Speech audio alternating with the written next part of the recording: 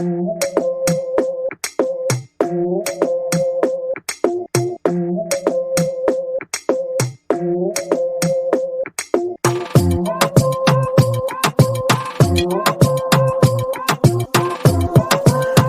and welcome to Black, Brown, and Bilingual, where our mission is to unite the Black and Brown communities through education, storytelling, and community engagement.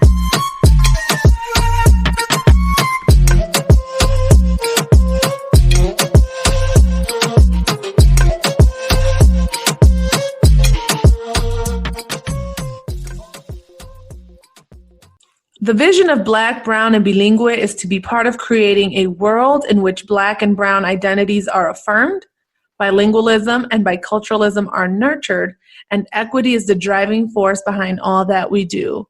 Thank you for joining us again today. I am Lissette Jacobson, and I am one of your hosts. And I'm Maurice McDavid. I'm your other host. Welcome to another episode of Black, Brown, and Bilingual. The topic for today is intersectionality and leadership. I'm really excited to talk about this topic, Maurice, because I feel like it is very near to our hearts because of how it has allowed us to facilitate social justice conversations in our work. And so I think this is going to be a great episode. Absolutely. I am really excited about this one. I've got to say I'm excited because I think we've been picking up some traction and getting some, listeners from various places. And so as we have that happen, I think this is a very important conversation to have because, one of the ways in which I was thinking about this topic for today, Lissette, was surrounding kind of the buzzword right now of white privilege, right? And like you hear people say it and some people are like, oh my goodness, and it just irks them. But I think intersectionality is a way to talk about the idea that each of us carry a certain privilege and each of us kind of have one-ups and one-downs in terms of how we fit in the world and interact with one another. Yeah. And I think this is also perfect timing as we look to reopening schools in the middle of a pandemic. And I really think that there is a place for this conversation on intersectionality and leadership because, I don't want to get ahead of myself, but I feel like some of the ways in which I identify definitely influences my leadership style and the decisions that I make. The term intersectionality was actually coined by Kimberly Crenshaw almost maybe more than 30 years ago. And initially it was a very obscure legal concept, but as we've started to talk about social justice and dismantling systems of oppression, it has become more of a buzzword. So really, intersectionality is a framework to understand how aspects of a person's social and political identities might combine to create either unique modes of discrimination or, like you said, privilege. It also identifies advantages and disadvantages that are felt by people due to a combination of factors. So, to get started, Maurice, if I were to ask you, what are the three ways in which you identify, or the top three? Because, you could have more than three ways, but if I were to ask you, who are you, what would you say? This is a great question, and it's something that I've done before in different social justice activities. Honestly, my very first answer is that I'm apostolic. I'm an apostolic Christian. I think that is one of my identities by choice. That is my, what I hope is my most salient identity. And again, it's the one that I have power over. I choose to be a follower of Christ. I choose to identify with apostolic doctrine and lifestyle. However, the one that I am always very aware of would be my second one, and that is I'm Black. And in particular, I would say I'm a Black man. And we know that has, for hundreds of years in this country, meant something. And I would argue that it still means something today. Definitely that idea of being a Black man is really an excellent representation of intersectionality. It represents not just that Blackness, but when it mixes with manhood and what that has meant historically, or what it means in terms of interactions with everyday people in the store, interactions with the police, interactions with other Black men, interactions with women who are also Black, or women who are non-Black. That Black male piece really plays a role. Now, of course, I could talk about this all day long, but let's get it popping, and we'll go back and forth here. Yeah. What are your top three? I too have done this exercise or have been asked similar questions, and it isn't until very recently that I've decided to really embrace the term Chicana. I think most of the time I would say Latina, but the more that I learn specifically about Mexican American experiences here in the United States, I really have embraced the term Chicana. And I think it's also that 2 for 1, right? Because it automatically implies that I'm a woman. And that is something else that really identifies me. And I would say my next one would be millennial. And I think, again, because of our current socio-political context, it is very important for me to embrace that term millennial, because I think that it gets a bad rep. And millennials, I'm really proud of what we do. And so that would be the other one. And then if I really had to pick, I would say teacher, because at the core of everything, I am a teacher. Mm-hmm. Regardless of the fact that I'm a principal, I still consider myself a teacher. So that would be my 3 most salient identities. It's interesting because that educator piece is actually wrapped up for me in a little bit of that discipleship piece, that idea that I endeavor to be both a disciple and a maker of disciples. So it is truly, when I say my calling to be a teacher. Now, obviously, I work in a public school setting, and so I try to be very careful about that, not to be politically correct, but because I also would not want necessarily somebody indoctrinating my children, right?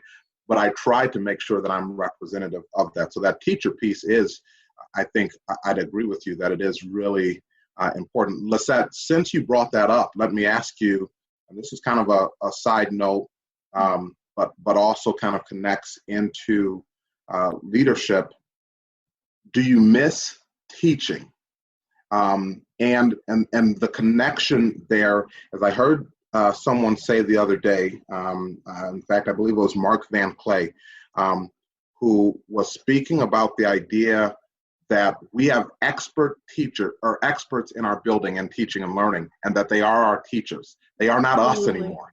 Nope. They are not us anymore, right? Because that's not what we're doing on a day-to-day basis. Yeah. Talk to me a little bit about how you kind of respond to that idea, and do you miss teaching at a basic level? I agree 100% that the teaching and learning experts are the teachers and the students, right? Because they're also learning and teaching each other. And I think that so often we do not start there when we go to make decisions, which is really unfortunate. And so with that in mind, I always strive to go back to my team or my building to get their input, because I understand the cascading effect, whereas we make one decision at the building level that will then become 10 additional things on the teacher's plate. And so I always strive to make sure that I'm not adding just one more thing. If I do have to add one more thing, it is absolutely necessary for our students. And now in terms of missing the classroom, one of my mentors, very wise woman, she said, "You will always miss the classroom." Because that was one of my reasons why I didn't want to jump right into leadership once we graduated. But she said it's also a good time to go into leadership because you want to exit the classroom with your tank still full, and you still want to have a positive attitude about it. And so I think that was the best advice I ever received. But yes, I miss it so much, especially right now where I feel like I'm a little more far removed.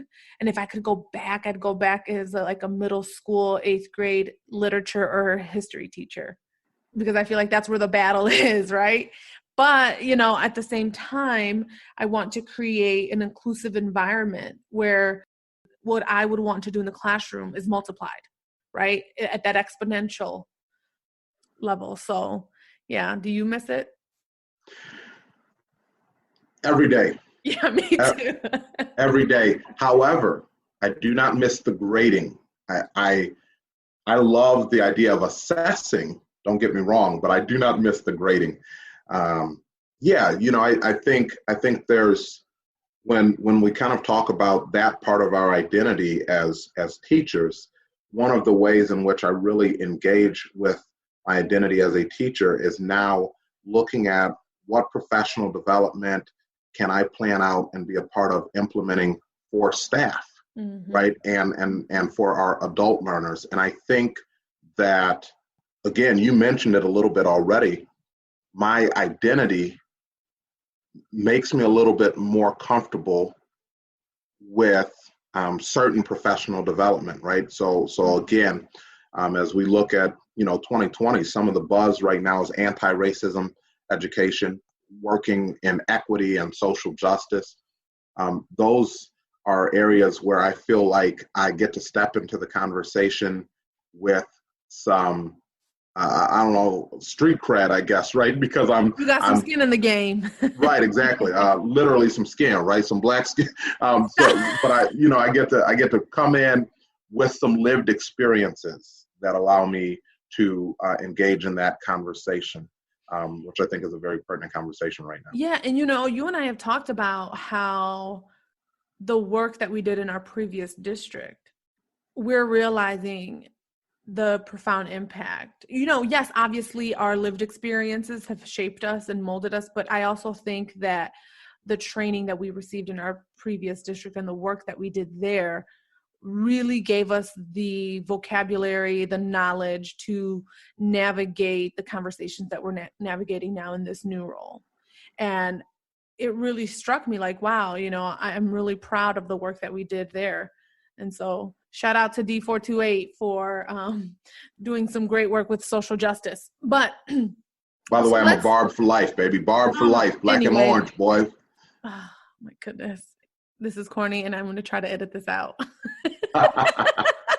All right. So let's talk about how this intersectionality plays out. And let's keep it to a school system, perhaps, some broader experience, but just or maybe the workplace. So do you feel that any of your identities have really given you, kind of like you said, an advantage or a privilege, whereas others do not? And how does context play into that?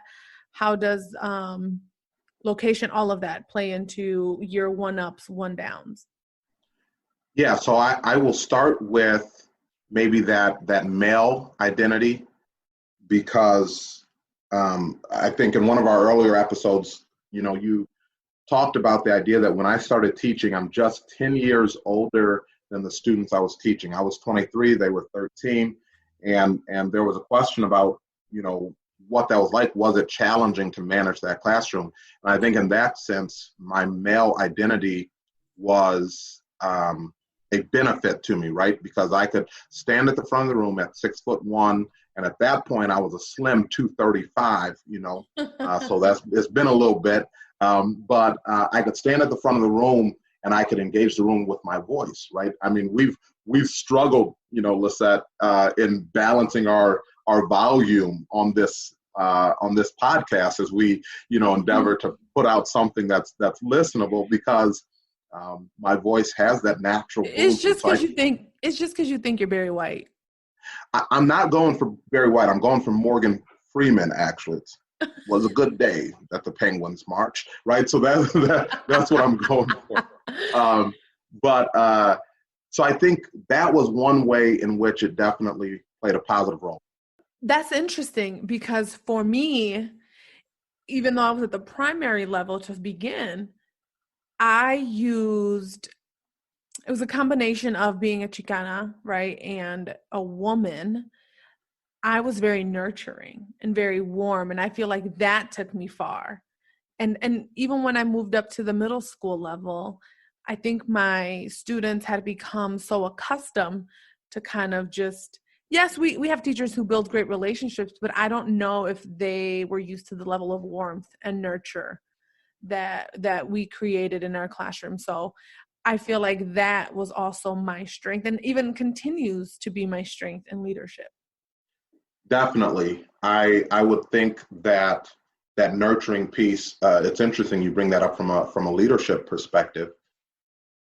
We think about nurturing perhaps when we are dealing with students.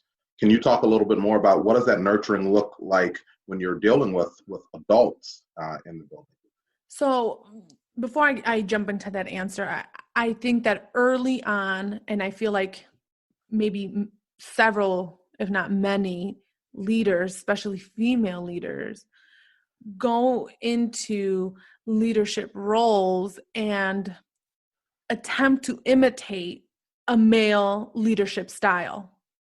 And I remember hearing even just advice like, you don't cry and you don't show any emotion if you're going to be in a leadership role, or make sure that if you do, it's at an appropriate time.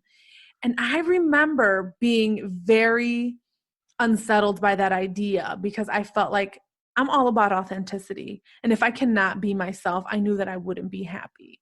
And I noticed other women around me were trying to imitate more of a male leadership style. And early on, I made the conscious decision to be myself and to be warm and to be affectionate and to be personable, because that is where I feel the most comfortable. And so I think when we talk about nurturing adults or creating a warm and inviting environment for people to be in, it's giving people grace, right? You can see it in being graceful and letting people make mistakes without making them feel awful about it. Or downright, I love spoiling my staff. Every month I try to do something fun. I'm very giving. I love giving gifts or experiences. Like I love to make things fun, but with substance. And, I try to be as personable as possible. And I think it has fared well for me. I don't view my womanhood as like a deficit. I've embraced it, but I know that there are still so many women that feel like they have to think like a man, act like a man. And that just would be so exhausting to me. It's really intriguing that the things that you described as nurturing, if a man were to do them, it would be called good leadership. If a man were to offer grace, and if a man were to allow people to make mistakes and build an environment where people aren't afraid to try things, that would just be called good leadership.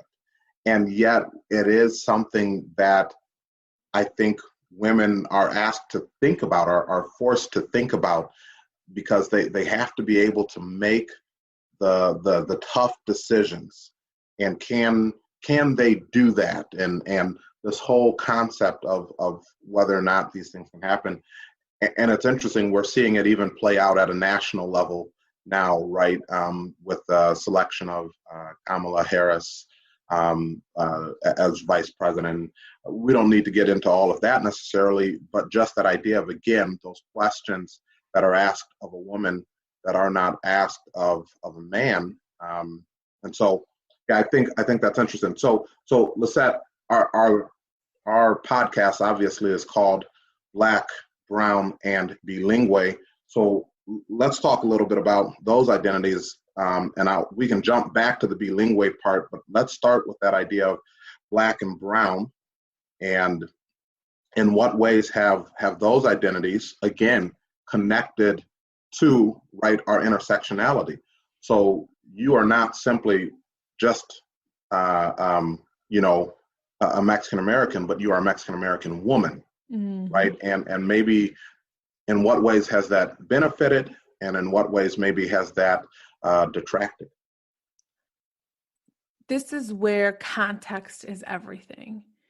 You know, in my own educational experience, I remember being discouraged by some of the language that my teachers used to try to connect with me while I was in honors classes or AP classes. In fact, I had a teacher refer to me as the homegirl in the back. Wow. And I was the only homegirl in the back. But the way that he called me out, and I still remember sitting in the back with like my ponytail was slicked down, gelled down to the side, and the hoop earrings with my lip gloss, and just being so incredibly embarrassed. So much so that I walked down to my guidance counselor's office and dropped the class. Wow. And, you know, so lástima. See, and so it was in those instances that I just remember like, oh, I can't escape this. Same thing with my undergrad, just kind of being the only Chicana in the room. But, you know, in a interesting turn of events, I became a bilingual teacher, and it has been nothing but an asset for me, especially professionally. And I just think that's an interesting time. However, I try to also be very mindful of tokenism, and I don't want to be seen as the exception, right? Because that's something that is very pervasive when, you know, people will point to those anomalies as examples like, well, oh, racism isn't real because look, we had Barack Obama as president. But then that's also is an extra burden that we have to carry, right? That we not only have to represent ourselves, but suddenly we're representing the whole. And if we're representing it well, then we're the token minority. But if we don't do a good job, it's like, oh man, you messed up. Yep, this is why we can't have all the Mexicans in here, because you know what I mean? So if you do well, you're the token. And if you don't do well, you speak for your entire ethnicity or race. So a former administrator that I worked for, who I respect very highly, he and I were having a conversation about hiring an African-American teacher. And the question came up of what if he doesn't do well, this African-American male teacher, what if he doesn't do well? And I paused for just a moment and I said, have you ever asked that about a white female teacher? Mm-hmm. The answer is no, because we're always going to need to hire white female teachers because they still make up over 60%, right, of the teaching force. Mm-hmm. Well, it's interesting. Oh, sorry, go ahead. I was just going to say, but because we were going to hire a black male teacher, if he didn't do well, would it speak beyond himself? And not just that he didn't do well, but we can't hire black teachers because of this. And it brings up this idea that people have that someone only gets a job because of being black. Mm. In fact, that was the accusation when I got my first administrative job. He only got the job because he was black. And my answer was, if me being black was a benefit to me getting this job, tremendous. But at the end of the day, I will need to maintain this job. Nobody's going to keep me on just because I'm black. Mm-hmm. And so obviously, you know, I kept that job for 3 years and would have kept it another year had I not had the opportunity to move to another position. You know, so that is definitely something that I think, you know, plays out. Right? And you know, even in hiring practices, right? I feel like sometimes as people of color, you're not exempt from buying into white supremacist thinking. And I think that's an error or a false narrative that people buy into. I keep saying that, but that's like a false idea that if you're a person of color, there's no way that you can be a white supremacist. No, you could still buy into some of that. For example, some people will have reservations if they are a black principal. Should I hire another black principal? What are people going to think? When people wouldn't even bat an eyelash if there were two leaders who were white. And the fact that we even in ourselves have to question that is so sad. And it points to what sociologists really call the invisible norm, and really professional white women are the invisible norm. And when you are trying to navigate the workplace as, like, for me as a double minority, there are some nuances that, again, at the end of the day, are more taxing on the brain.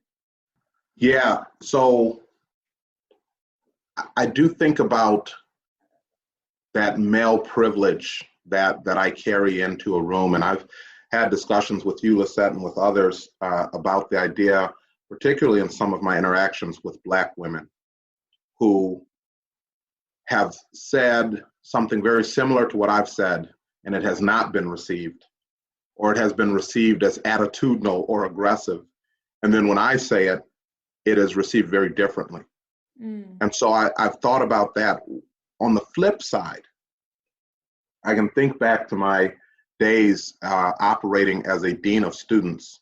And unfortunately, a majority of the students that I was working with in this office that was primarily for discipline were African American. They were Black students. And if they were not punished severely enough, according to whoever, the question immediately became, is Maurice being soft on the Black kids?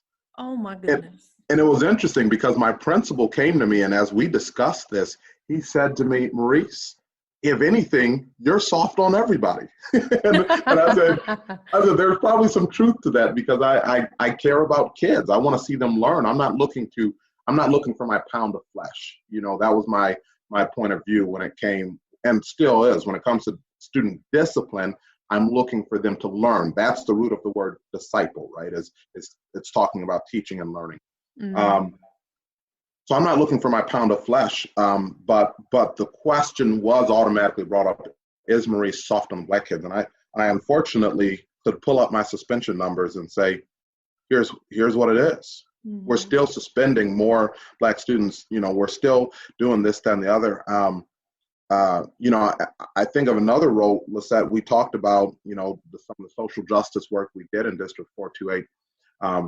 I remember stepping in, and this talks a little bit even to our millennial identity.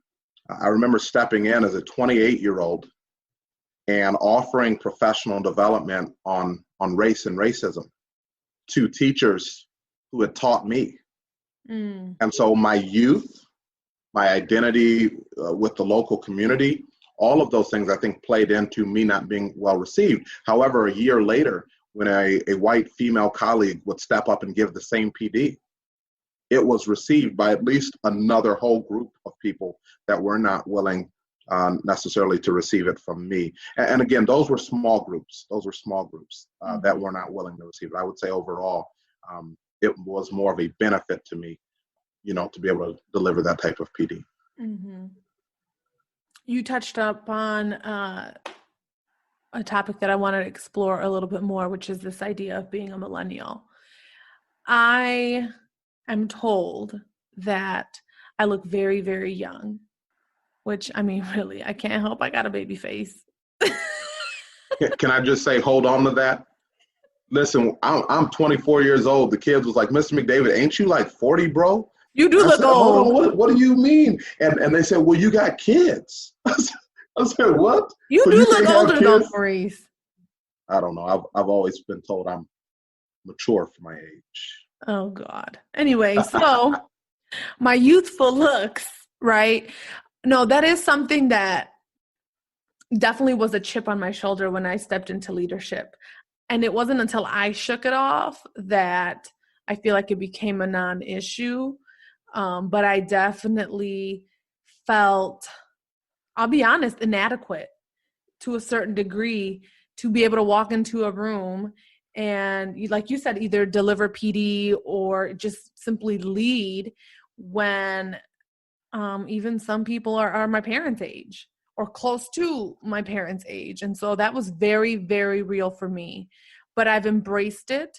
And I think it's because, again, going back to me being my authentic self, I tried to lead from a place of nurture and grace. But do you think that you being a millennial has served you well? Is there, because we get a lot of bad press, right? Like, oh, millennials. First of all, a lot of these times this is Generation Z. Let's get it right. But I feel like millennials get bad press when I feel like I'm super proud of a lot of the things that we've been doing. Can you speak to that a little bit? Yeah, so, and I think that there's two separate things here. I think number one, the idea of youth is certainly something that I still, I think something that I'm still trying to shake off. There is a colleague of mine in my current building who, during a one-on-one discussion, she revealed that she actually was born the year before my mother-in-law. And so, again, like that was part of the conversation. Then we started talking music, and we were able to connect though, because my mother's music was her music. And so we were like, oh yeah, so you like this person and that person. And we were jamming out, oh, Motown, yeah, love Motown. Okay, so I think the youth piece is separate. The idea of actually being a millennial in particular, I love. Me too. I love millennials. We made social media. That's us. We did that. I get it. The young people right now, they're all over Snapchat and President Trump said no more of the TikTok thing, but they think that they run that, but we started social media, and I see both the brilliance and some of the negative part of social media, but I think being able to step in, and I feel very capable of handling anything technology. Like without necessarily being a person who is a tech person, I still feel like as a millennial, I can step in and we'll figure it out because I know what I'm doing, whereas there is a generation that's still teaching who feels lost when it comes to technology. So I think, in a lot of ways, being a millennial has benefited. And certainly, like I said, the technology piece is one of them, but I can think of many others as well. I think millennials have a heightened sense of equity and justice.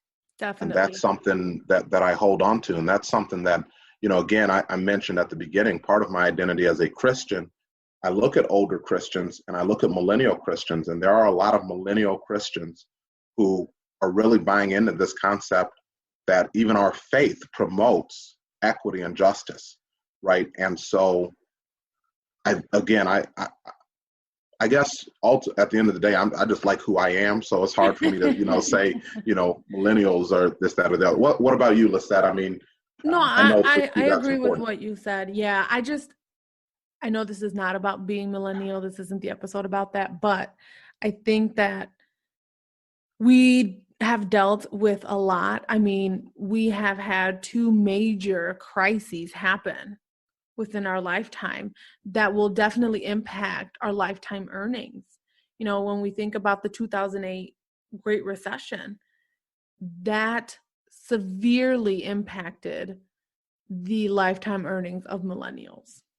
And then now with the pandemic, so many of the jobs that millennials hold, like servers at restaurants and small businesses and a lot of the entrepreneurship that, endeavors that they have started have been impacted by COVID. And so here we are yet again, but I also think that we'll come out on the other side more resilient and with a stronger desire to change and challenge the status quo. And more than I think any other generation. And it also gives me hope that with future generations that they will see the things that we will change and be inspired. But I do want to, you talked a little bit about it, and I kind of want to drive this home a little bit more, and this is gender. And I want to say two things about that, because this is why intersectionality is so important.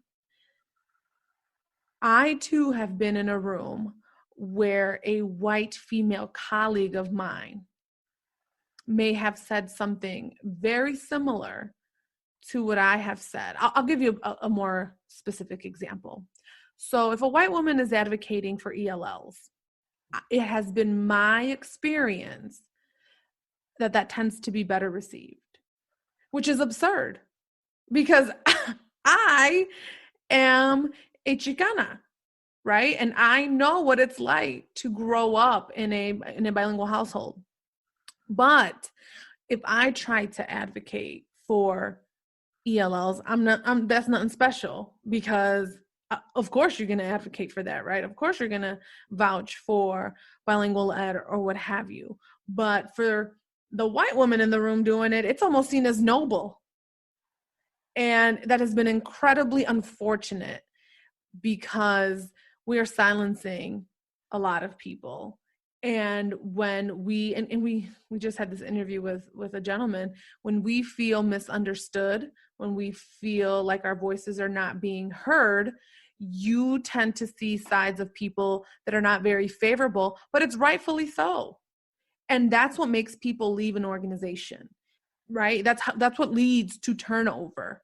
And so I know that there's a big feminist movement and a lot of, I remember this being an issue that was brought up is that, yes, you could be a feminist, but white women and Black women and Hispanic women and women from all backgrounds experience discrimination so differently.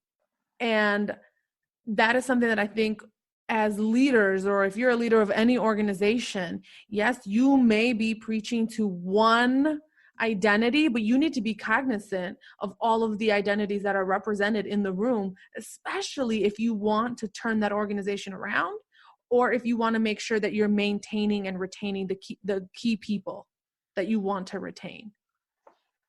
That is incredibly important.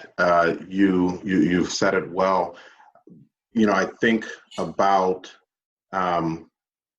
again that idea of who gets to advocate for who. I think when you get to a place where the organization has made you feel comfortable enough, or maybe you're at a place in your career where you're comfortable enough. You know, I think I've arrived at a place where I'm going to advocate for whom I will advocate. I'm going to do it fiercely. And if you don't want me to be a part of your organization, I'm okay with that. But I'm going to do that advocacy. And Lissette, I can say that having worked with you and seen some of your work, I think you're definitely at that place where some of these things that perhaps could be deterrents, you're able to push past them. It is the reality, though, that it's something you have to push past, right? It's an extra layer, and I think sometimes it is not always acknowledged that educators of color carry another level of burden into this practice. I think about a time where a colleague, and actually he was a direct supervisor of mine. He walked out of the cafeteria into the main office, came to my office, and said, "Maurice, there is a group of Black children out in the cafeteria being loud.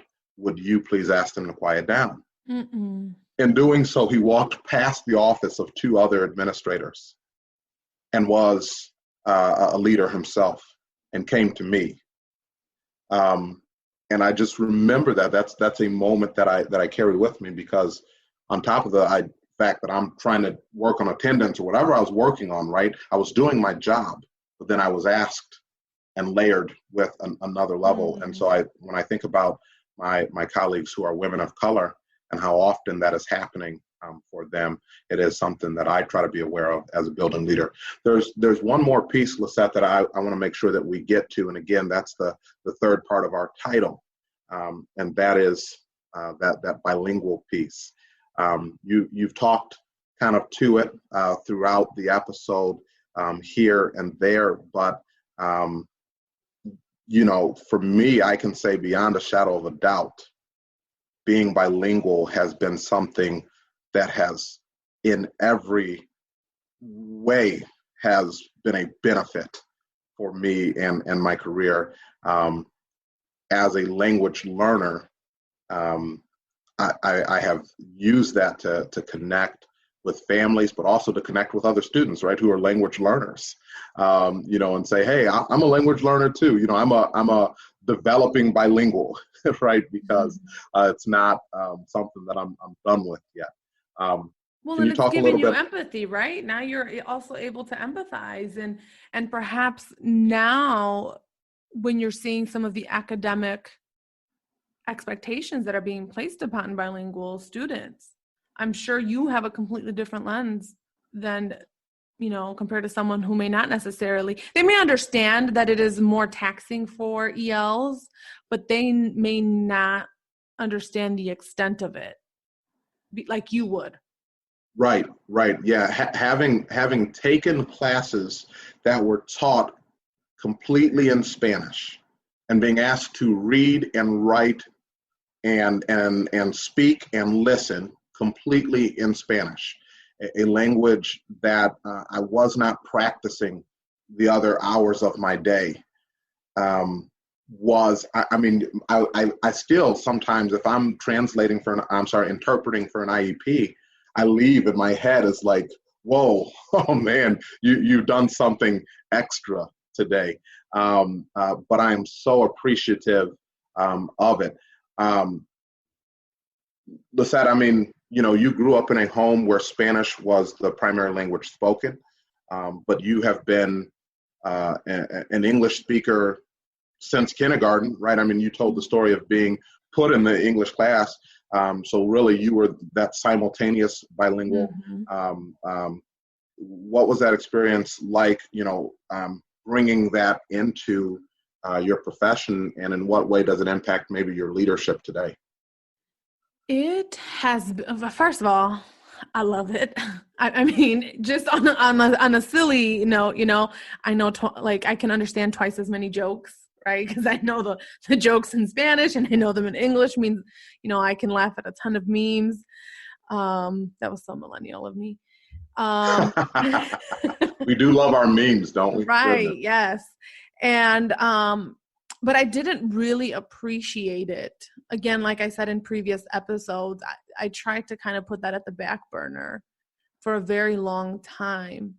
I do remember there being a word in science class in high school. And this is kind of where the tide started to turn for me, I guess you would say, is the word was pulmonary. And the teacher tried to ask students like, oh, what do you think this means? It was pulmonary something. But because I speak Spanish, I was able to figure out that I had to do something with the lungs, because Right. lung in Spanish is pulmón. And so that, and I could see that word in that word pulmonary. I could see the word pulmón. And it was at that time then that I just started to love biology. And I loved that biology class. Interesting. Yeah, because I was able to recognize all of these words in Spanish. And then, obviously as I got older, and we talked about how it was still very competitive to get a teaching job when we first started. And so I definitely saw how being bilingual gave me an edge over other applicants. And so, and then the same thing has happened with being a principal. So it's been nothing but a door of opportunities for me. So who would have thought something that I was somewhat ashamed of and tried to keep away and separate would become so intertwined and help me so much. It's incredible. And I think when it comes to leadership and even being a teacher, I tell that story to my students. And because you start to see that rejection, right? Most kids here in the United States, a lot of the media that they consume is English. English is cool. It's the language of status. And so I'm very deliberate about sharing my experience with them so that I can elevate the status of Spanish. Similarly, one of the very first things I did when I became an assistant principal in a bilingual building, I went to every bilingual classroom at each grade level, and I read them the mission of our bilingual program. And I read it to them in English, and I read it to them in Spanish, and then I explained to them que somos bilingües. Wow. Ustedes y yo somos bilingües.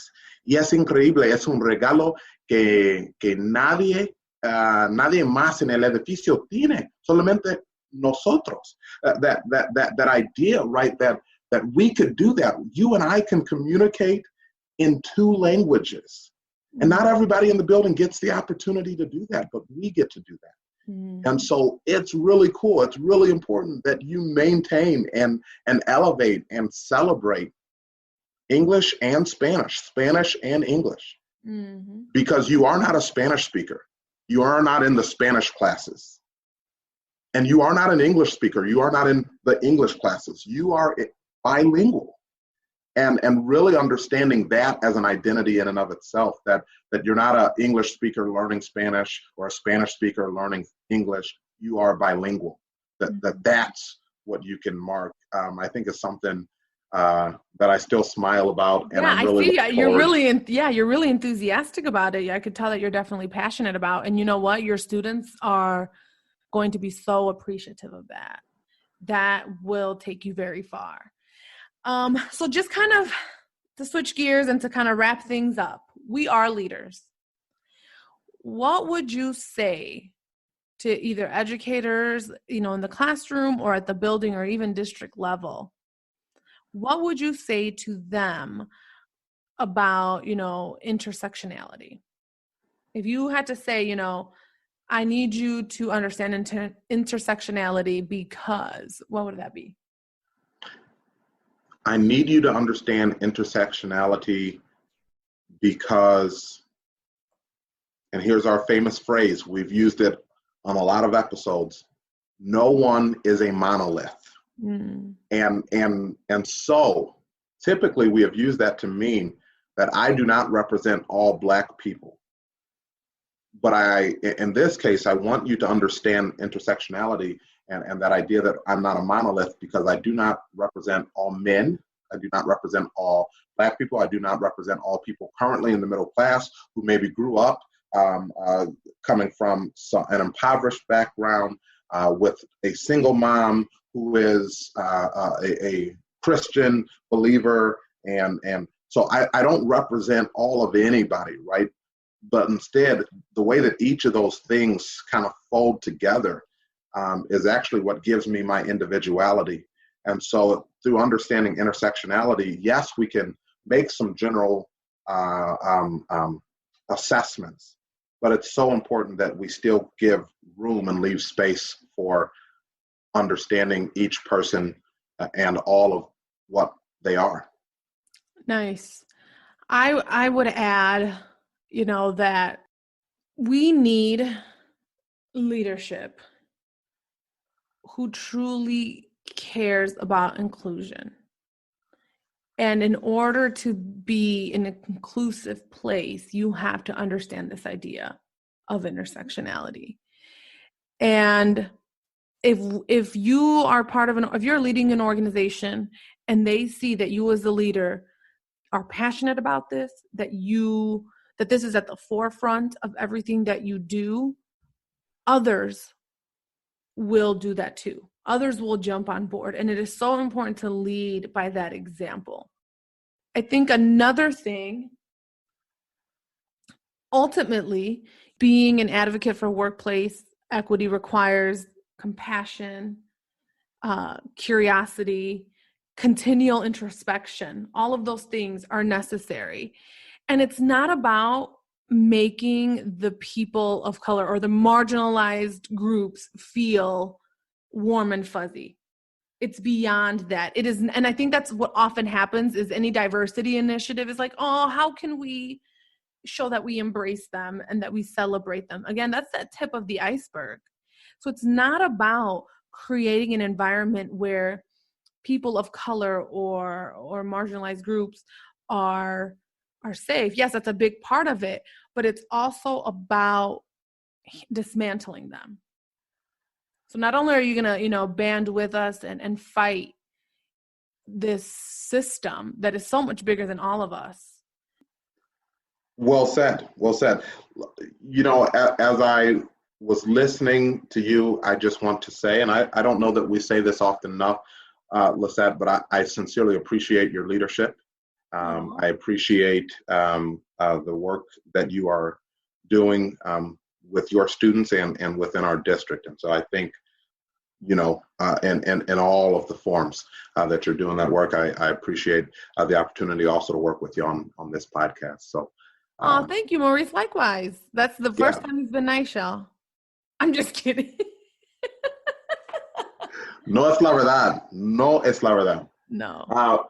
Ladies and gentlemen, we thank you again for taking the time to listen. And please continue to listen. Please continue to share. Please continue to interact with us. Social media, we're looking forward to just more opportunities to be live on Facebook, different things like that. But remember, you can find us on Twitter and on Facebook, Black, Brown, and Bilingual. I am one of your hosts, Maurice McDavid. And I'm your other host, Lissette Jacobson. Muchas gracias for tuning in.